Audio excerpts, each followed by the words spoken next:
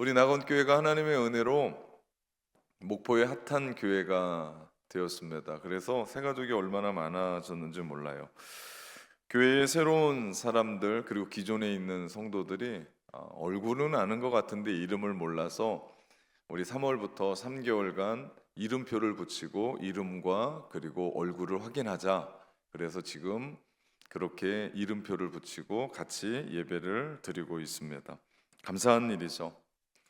사람이 많아지니까 주차장 부족하고요. 사람이 많아지니까 산부 예배는 정말 이 본당 우리 3층과 4층이 가득 채워질 정도로 본당이 협소해졌습니다. 앞으로 어떻게 해야 될지 고민해야 될 상황입니다. 더 큰 문제는 밥이에요. 밥.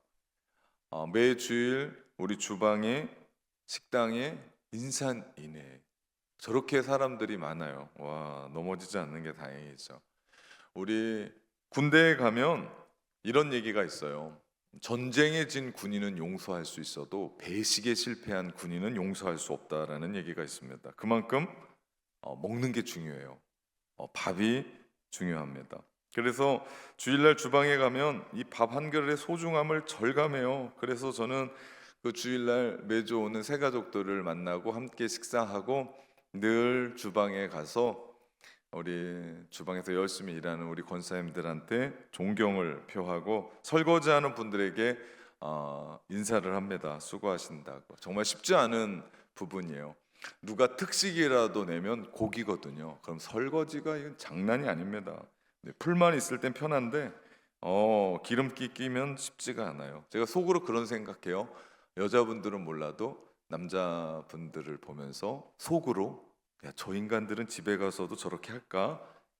분홍색 우리 뭐죠? 앞치마를 두르고 빨간색 고무장갑을 끼고 정말 열심히 집에서도 안 하는 거 교회에서 하는 게 더 큰 은혜일 수 있죠. 그래서 너무 감사합니다. 미라클 50일 작정 기도회를 시작하면서 산상수훈의 주기도문의 말씀을 나누고 있어요. 오늘 우리에게 일용할 양식을 주시옵고, 이 기도가 주방에 가면 절실합니다. 일용할 양식.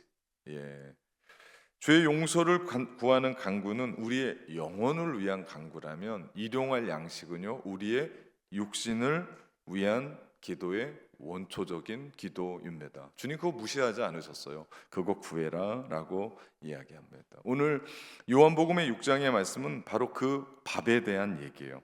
세상은 밥을 두 종류로 나눌 수 있어요. 이거 우리가 늘상 먹는 밥이에요. 두 종류로 나누었더니 누구는 흰밥과 잡곡이라고 나누는데 아니요. 이 밥은요 육신의 밥이 있는가 하면 영혼의 밥이 있습니다. 예수님의 오늘 이 말씀은요 밥 한 그릇과 한 영혼의 관계를 이야기해요. 안 맞을 것 같은데 너무 딱 맞아요. 밥 한 그릇과 영혼의 밀접한 관계를 말씀하시며 우리 가운데 물으세요. 너희가 정말 추구하고 먹는 참된 밥이 있냐라고 물으세요. 어제 먹었던 우리를 배부르게 했던 그 밥 말고 그거보다 더 본질적인 너희를 생명과 사명으로 이끌어가는 그 밥에 대한 이야기입니다. 오늘 본문은 우리가 너무나 잘 아는 오병이어의 말씀입니다.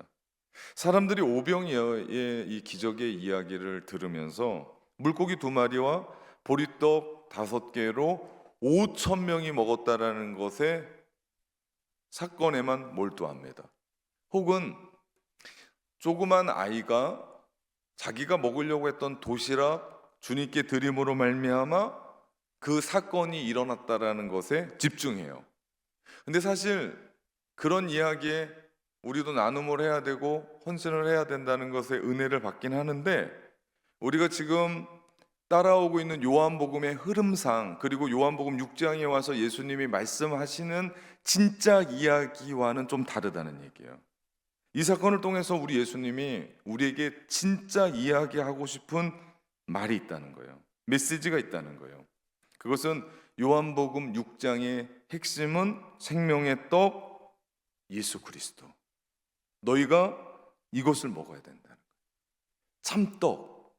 우리가 그냥 한 끼 먹고 배부르고 맛있게 하는 식당에 가서 먹고 배부르고 만족할 게 아니고 진짜 떡, 생명을 일으키고 사명을 일으키는 참 떡을 먹을 때 우리는 진정으로 살 수 있다. 너희 조상들은 광야에서 만나를 먹었어도 죽었던 그 떡과는 다른, 지금 너희가 먹고 배부르고 기쁘고 웃는 그 떡과는 전혀 다른 이 떡을 먹어야만 생명을 얻고 이 떡을 먹어야만 영생을 얻는다라고 우리 가운데 거듭 말씀하세요.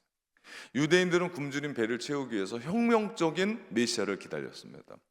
유대 경제에 대한 부분이겠죠. 유대인들은 정치적으로 로마의 압제에 당하고 있었거든요. 우리나라가 일본의 36년간 일제 지배에 있었던 것처럼 지금 그들은 로마의 압제에서 허덕이고 있었던 그때 정치적으로 로마를 물리치고 해방할 수 있는 정치적인 메시아, 그를 왕으로 세우려고 있었습니다. 그러나 예수님이 원하시는 일이 아니었어요. 그래서 예수님은 사람들을 피해 다니셨습니다. 예수님이 원하시는 세상은 하나님의 나라였고, 이는 마치 이스라엘 백성들이 애굽의 노예로 430년 동안 살고 있다가 그 애굽에서 출애굽하여 하나님의 땅 가나안으로 가는 것처럼, 이 죄된 세상에 살아가는 우리가 그 땅에서 벗어나 오늘을 하나님의 나라로 살아가는 영적인 출애굽을 우리 가운데 말씀하십니다. 오늘 이 오병의 이야기는 갈릴리 바닷가 옆에 있는 한 산에서 일어난 사건이에요. 예수님이 자신에게 몰려온 사람들을 피해 제자들만 데리고 산에 올라갔어요. 근데 예수님이 제자들을 보내셔서 예수님이 행하시는 똑같은 일, 기적을 일으키시고 병자를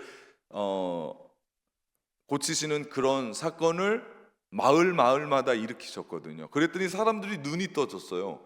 야, 예수님의 제자도 이런 일을 하는데 스승은 얼마나 대단할까?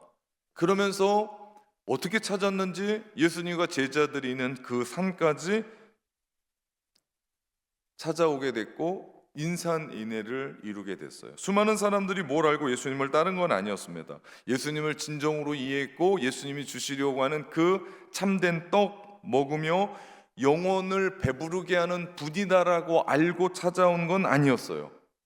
오늘 본문 2절 말씀해 보니까 큰 무리가 따르니 이는 병자에게 행하신 표적을 보았다라고 얘기합니다. 큰 무리가 주님을 따랐어요. 그들은 기적만 보고 주님을 따른 거예요. 저분 따라가면 경제가 살고, 저분 따라가면 정치가 살고, 로마의 압제에서 우리가 해방될 수 있고 자자손손이 잘 살 수 있겠다는 막연한 생각뿐이었습니다. 예수님이 오늘 보면 5절에 보니까 눈을 들어 그 사람들을 보았다라고 말씀하세요. 눈을 들었어요. PPT야 나오라. 눈을 들어. 네, 예. 2부 누가 하나? 네, 잡아야겠습니다. 이 표현은요, 그냥 제가 눈을 들어서 여러분 보는 게 아니고 마가복음 6장 34절에 보니까 예수께서 나오자 큰 무리를 보시고 그 목자 없는 양 같음으로 인하여 불쌍히 여기셨어요. 이게 예수님의 마음이었어요. 그러면서 예수님이 본 건 영혼이었어요. 목자 없는 양같이 불쌍한 사람들, 지금 정치적으로 로마 학정에, 압제에, 억압에 어려웠었던 그들, 기득권들은 로마와 한통속으로 자기의 이득만 챙겼던, 예나 지금이나 불쌍한 것은 민중들 뿐입니다. 예수님 그들을 보고 불쌍히 여기셨습니다. 사실 예수님에게 더 큰 문제는 제자들이었어요. 왜냐하면 가장 가까이에 있는 제자들조차도 예수님을 잘 몰랐어요. 오해하고 있었습니다. 그래서 오늘 예수님은 빌립에게 물으세요. 5절, 우리가 어디서 떡을 사서 이 사람들을 먹이겠느냐? 빌립 보고 떡 사오라는 얘기도 아니고요, 빌립 보고 이 사람들 다 먹이라는 것도 아니고 돈 내라는 것도 아니고 식당을 알아보라는 말씀도 아니었어요. 예수님의 이 말씀은 의도가 있었어요. 그 말씀이 6절입니다. 이렇게 말씀하시면 친히 빌립을 시험코자 했어요. 분명했어요. 무슨 얘기예요? 예수님은 당신이 해야 될 일을 정확히 알고 계시면서 물으신 거예요. 그렇다면 왜 예수님이 빌립을 시험하셨을까요? 이유는 분명해요. 예수님은 빌립에게 하시고자 하는 말씀이 있었어요. 빌립이 꼭 들어야 될 말씀이 있었던 거예요. 오늘 이것이 오병이어 기적이 우리에게 주는 핵심 메시지입니다. 빌립이 들어야 될 말씀이 바로 오늘을 살아가는 우리가 들어야 될 말씀입니다. 그때 빌립이 이런 얘기해요. 7절. 각 사람으로 조금씩 받게 할지라도 200데나리온의 떡이 부족합니다. 빌립은 예수님이 물으시는 질문에 대답하지 않고 어디서 구할 수 있겠냐라고 하는 것에 빌립은 무슨 얘기예요? 돈 얘기예요. 돈이 너무 많이 듭니다. 예수님이 기대하시는 답은 무엇일까요? 이 사람들 다 먹이고 싶은데 어디서예요? 어디서 떡을 구할 수 있겠냐라고 이야기할 때 예수님이 듣고 싶었던 답은 뭘까요? 예수님에게 있습니다. 예수님이 하실 수 있습니다. 이 대답을 듣고 싶었는데 빌립은 지금 무슨 얘기하는 거예요? 저는 돈이 없습니다. 우린 돈이 없습니다. 딴소리하고 있는 거예요. 빌립이 이야기하는 부분은 이 사람들 먹이려고 하는 떡집도 없지만 그런 떡집이 있은들 우리에겐 살 돈이 없습니다. 돈도 없는데 그런 질문을 왜 하십니까? 라고 하는 반문이에요. 당시 한 데나리온은요, 노동자가 하루 열심히 일해서 벌었던 품삯이었습니다. 큰 돈이에요. 우리로 말하면 지금 얼마나 될까요? 한 8시간 일한다라고 얘기하고 10시간 일한다고 이야기하면 10만 원이 넘겠죠. 200데나리온 하면 그렇게 따지면 어마어마한 돈입니다. 그런데도요, 그 200데나리온으로 떡을 사서 이 사람들 줘도요, 조금만 먹지 배 고픈 거, 허기진 거 채울 수 없습니다 라고 하는 것이 빌립의 얘기예요. 빌립의 이야기는 현실적이었어요. 딱 맞아요. 현실적으로요, 아주 정확한 데이터를 가지고 돈도 정확하게 벌 수 있고 그는 현실에 꼭 맞는 이야기를 하고 있어요. 빌립만 그런 게 아니에요. 다른 제자들도 마찬가지였어요. 마가복음에 보면 다른 제자들이 주님, 여긴 빈돌이고 날이 저물려고 하니까 사람들 다 집으로 보내서 밥 먹으라고 하죠.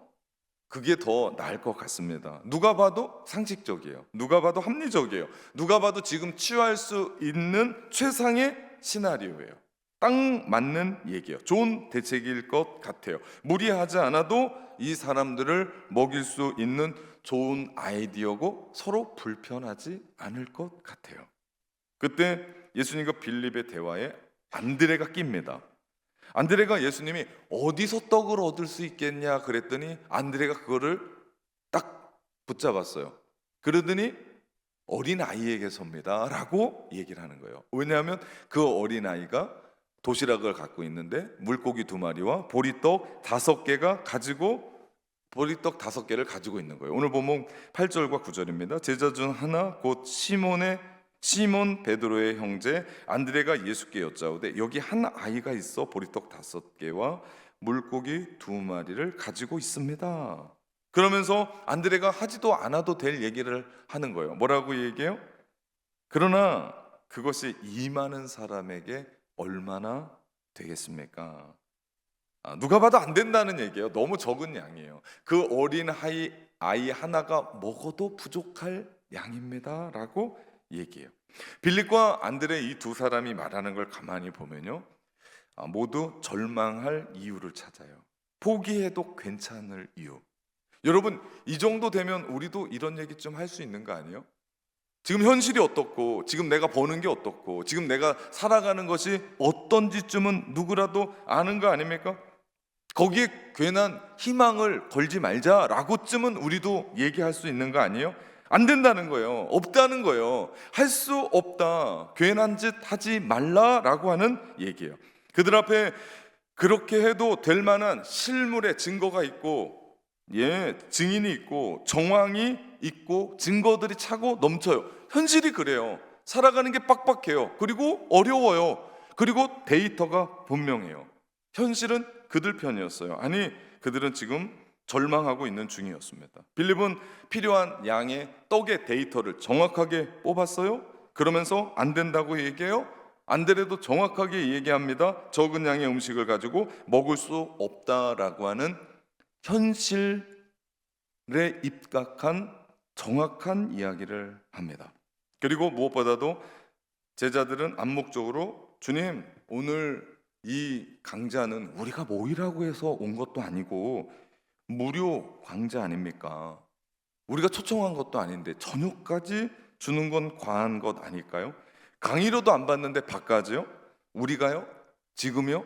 그거요? 굳이요? 라고 얘기하는, 상식적일 수 있고 합리적일 수 있고 그리고 충실하고 앞뒤가 딱 맞고 대체도 지극히 우리가 생각할 때 현실적이에요. 그렇습니다. 다 좋습니다.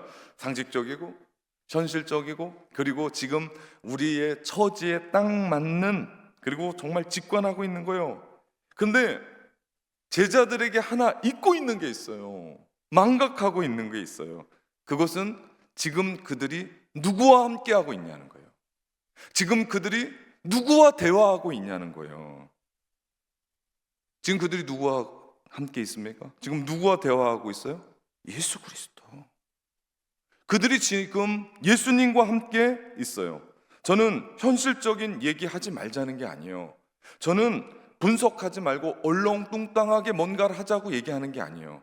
저는 우리 교회 와서 이제 3년여 돼 가는데 무슨 일을 할 때 장로님들한테 얘기하고 여러분에게 얘기할 때 우리가 이거 한번 해봅시다 라고 얘기한 적이 없어요. 목회실에게 8년 자료 분석해라, 지금까지 온 사람들 뽑아라, 어떤 일들을 해라, 자료가 분명합니다. 그리고 제가 젊은 세대 없다고 장로님들에 얘기할 때 장로님들이 젊은 세대 많다고 했을 때 제가 보란듯이 사무총회에 10대, 20대, 30대, 40대 퍼센트지를 낸 게 저예요. 그거 하지 말자는 게 아니에요. 데이터를 무시하자는 것도 아니에요. 지금까지 우리 교회가 헌금 수입이 얼마인지를 묻지 말자는 게 아니에요. 정말 중요한 건 다 해요. 그럼에도 불구하고 지금 우리와 누가 함께 있냐는 거예요. 그분이 누구세요? 예수 그리스도. 지금 절망하고 포기하고 일을 할 건가 말 건가가 아니라 지금 그들과 함께 계신 예수 그리스도. 그분이 누구십니까? 그분은 인류의 소망이십니다. 그분은 죄와 사망을 물리치고 이기신 분입니다. 그분은 하나님이 모든 이름 위에 뛰어난 이름으로 세우신 분입니다. 그분은 인류의 구원자십니다. 그분은 우리를 이끌어 가시는 하나님이십니다. 그분이 우리와 함께 계세요. 우리의 현실의 레포트는 절망이에요. 안 돼요. 해도 안 돼요. 그런데 그분이 우리와 함께 계실 때 이 현실의 레포트는 아무것도 아닌 게 돼요. 여러분, 그것의 실질적인 증거가 비전센터 아닙니까? 우리가 뭐 있어서 졌습니까? 우리가 돈 있어서 졌습니까? 아니요. 우리가 하나님 앞에 기도하면서 다음 세대들을 위해서 그리고 이 땅의 사람들을 위해서 하나님 앞에 기도하면서 함께 나간 거 아닙니까? 우리가 경제의 데이터, 헌금의 분석, 우리 믿음의 성도들의 이야기들만 했으면 할 수 없었던 일입니다. 그런데 누구 때문에요? 우리의 소망 되신 예수 그리스도. 그분이 우리와 함께 계시기에, 능력의 그분이 나와 함께 계시기에 우리는 할 수 있는 줄 믿습니다. 그들이 지금 나와 함께 계시는 분이 예수님인 것을 알았더라면 이런 일은 없었을 거예요. 그러나 그들이 모르니, 그 이름을 모르니 절망을 예수 그리스도의 이름으로 바꿔쳐버렸어요. 여러분, 오늘날로 말하면 이거예요. 기도하면 되겠냐? 기도한다고 되겠냐? 믿음대로 되겠냐? 현실을 보라고. 지금 현실을 직시해야지. 지금 어느 때인데 전쟁하느라고 육가고 하늘을 치닫고 주식은 바닥으로 치고, 이게 현실이다. 너 이 현실을 바라봐야 된다라고 얘기해요. 여러분, 이 이야기를 가만히 들어보면서 우리는 구약의 한 사건이 불현듯 떠오릅니다. 그것은 가데스 바냐에서 40일 동안 하나님이 약속했던 가나안 땅 들어갔었던 12명의 정탐꾼 중에 10명의 보고 내용과 비슷합니다. 그들은 허위 보고하지 않았습니다. 거짓 보고하지 않았습니다. 그들의 보고에는 과장도 없었습니다. 있는 그대로, 현실 그대로 충실하게 현실의 레포트를 가지고 왔습니다. 그들이 이야기한 건 뭡니까? 우리가 가나안 땅, 하나님이 약속해서 주신 땅 들어가 보니까 젖과 꿀이 흐르는 땅이 맞더라. 포도송이가 얼마나 큰지 장정 둘이 그걸 메고 가더라. 그런데 그 땅에 사는 아낙 자손은 거인이다. 그들 보기에 우리는 군대도 아니다. 우리는 메뚜기다. 들어가면 죽는다. 개죽음을 당한다. 절대 들어가면 안 된다. 보고합니다. 그런데 두 지파의 수장 여호수아와 갈렙은 전혀 다른 보고를 해요. 민수기 14장 9절. 그 땅 백성을 두려워하지 말라. 그들은 우리의 먹이라. 개역 개정은 저렇게 얘기하는데 전 개역 성경이 더 좋습니다. 이 파트는. 그들은 우리의 밥이라. 하나님이 우리 가운데 밥 주셨으니 올라가 먹자라고 얘기해요. 물론 이렇게 얘기 안 해요. 올라가 취하자 이렇게 얘기해요. 그러자 이 제안에 이스라엘 모든 백성들이 저 몽상가들, 무책임이 없는 무책임한 자들 하면서 돌을 들어요. 무슨 얘기입니까? 여호수아와 갈렙 죽이려고 합니다. 결과는 어떻게 됐습니까? 여호와의 손이 여호수아와 갈렙의 그 제안을 손들어 줍니다. 그리고 10명의 정탐꾼 성실한 보고를 불신앙으로 간주합니다. 무엇이 문제입니까?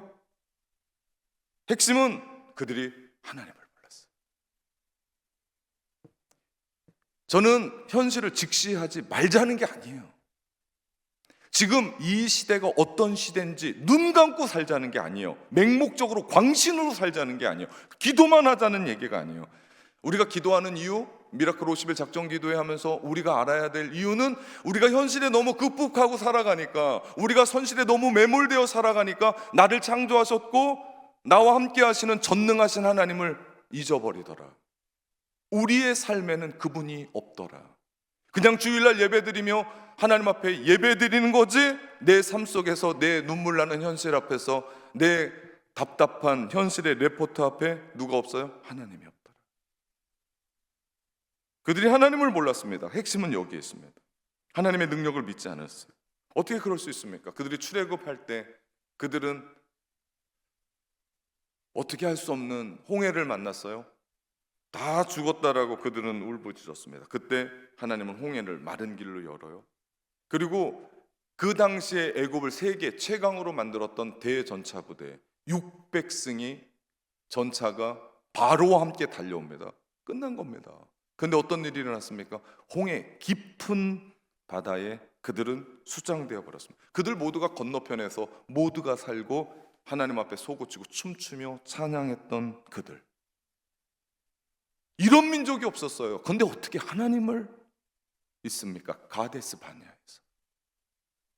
그들은 광야에 들어가서 그 뜨거운 태양 아래 하나님의 구름기 두고 말하고 줬고, 그 추운, 광야는 일교차가 너무 커요. 그 추운 밤에, 그리고 야생 동물이 출현하는 그때 불기둥으로 그들을 보호하셨고 지키셨으며, 광야 한복판에서 그들은 만나와 메추라기를 먹었고, 바위를 때리자 물이 나왔고,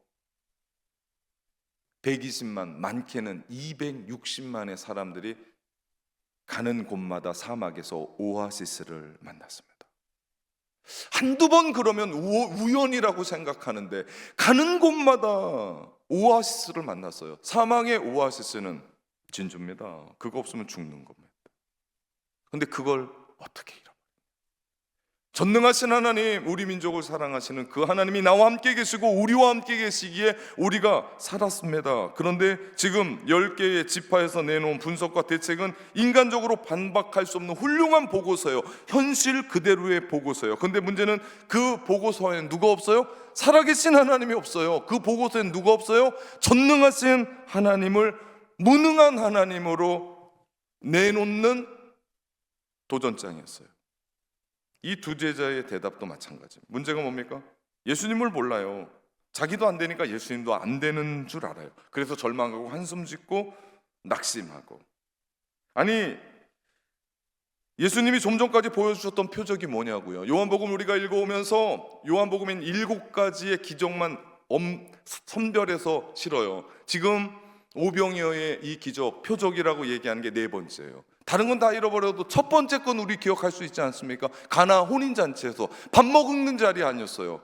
가장 중요한 포도주 떨어졌을 때 물을 포도주로 바꾸셨던 주님, 내가 따라가는 그 주님이라면 이 남자만 5천 명이 이 사람들, 여자랑 어린아이까지 하면 2배 정도 되는 이 사람들 먹이고도 남는 분이 우리가 따라가는 주님 아니시겠냐 라고 하는 그런 마음이 없었어요. 그러니까 현실만 보는 거예요. 그러니까 떡 어디서 가지고 올 수 있겠냐 그랬을 때 비아냥거릴 수밖에 없는 거예요. 전 여기서 질문이 있습니다. 이게 이들만의 문제입니까? 가데스바니아에서 파송했었던 12명의 정탐꾼 중에 10명의 사람들만의 문제입니까? 혹 오늘 본문에 나오는 제자들, 특별히 빌립과 안드레만의 문제입니까? 혹 현실을 살아가는 우리들의 문제는 아닙니까?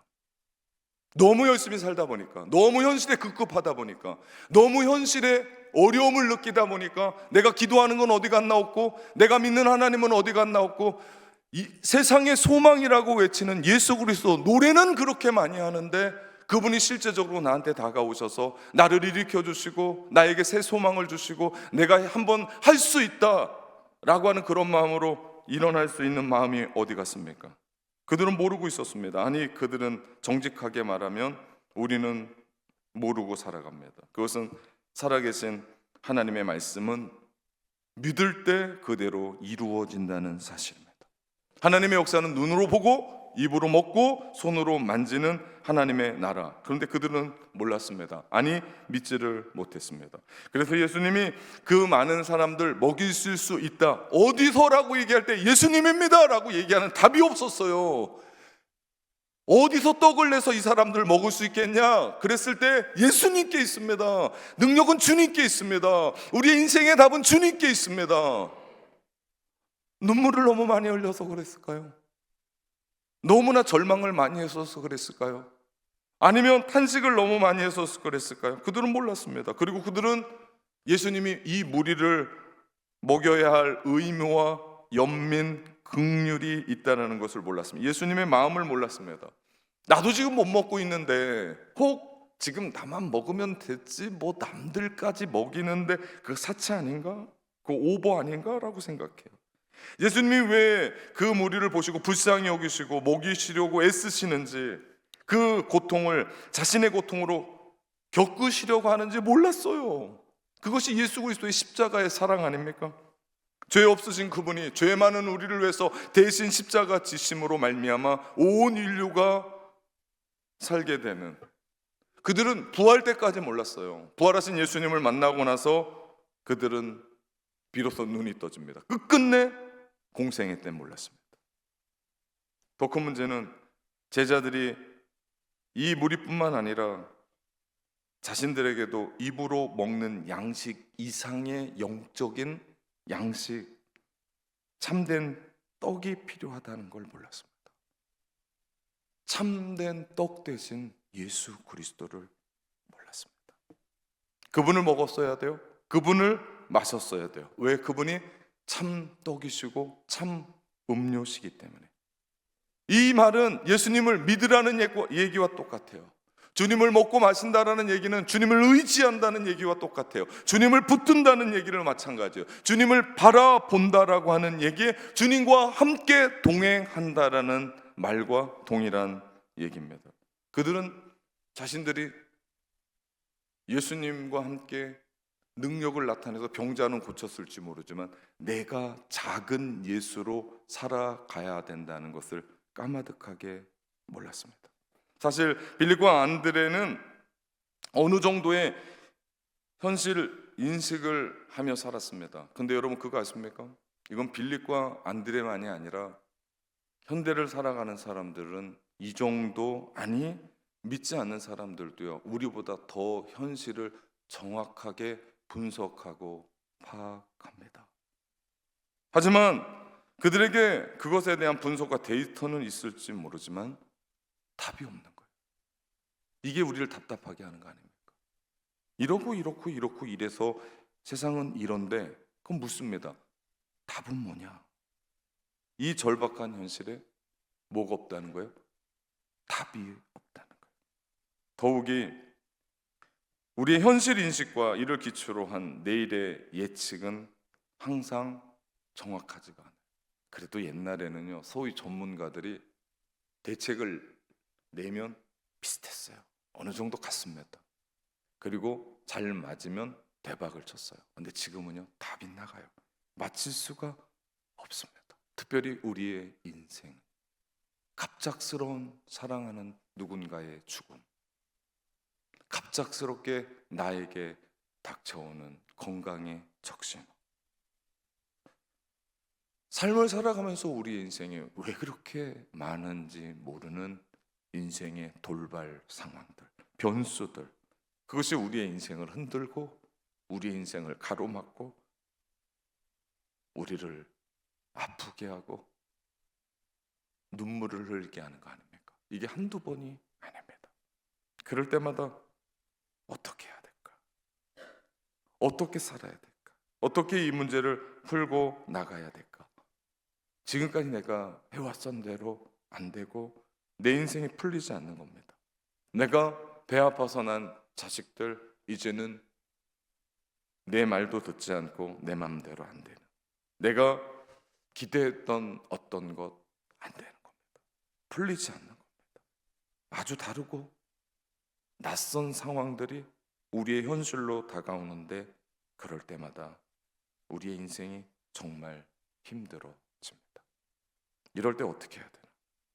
그때 비로소 우리는 빌립과 안드레가 가졌던 것과 같은 현실 인식, 현실의 레포트가 틀리진 않지만 그것이 전부가 아니다라는 걸 깨닫습니다. 우리가 지금 바라보고 있는 현실의 그 얘기, 틀린 얘기는 아니지만 그게 전부가 아니다라는 거예요. 세상은 깔끔한 인과관계 속에서 움직이는 것이 아님을 보게 됩니다. 그리고 완벽하게 맞아 떨어지지도 않아요.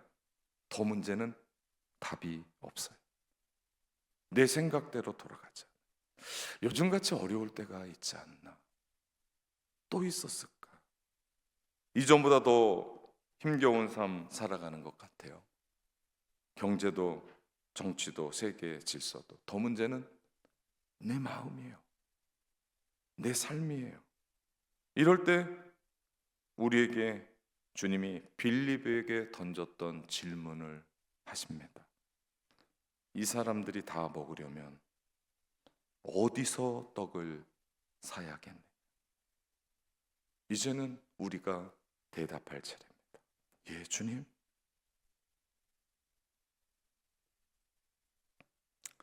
예수님께 있습니다. 눈물은 나거든요. 아무것도 할 수 없거든요.